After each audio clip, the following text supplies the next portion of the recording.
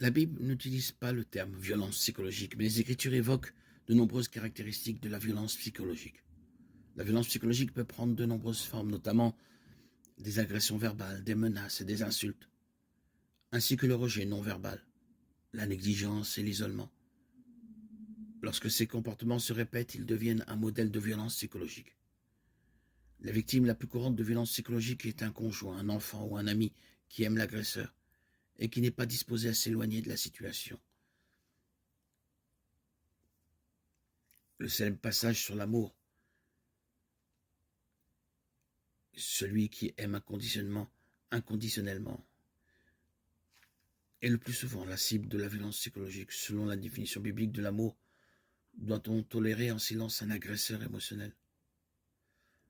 L'amour existe-t-il que l'on ferme les yeux sur la violence et que l'on persévère dans la souffrance?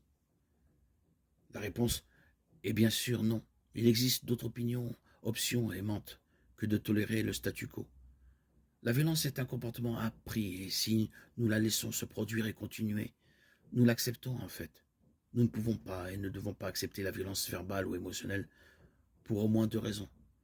Elle déshonore le Seigneur et elle dégénère souvent en violence physique.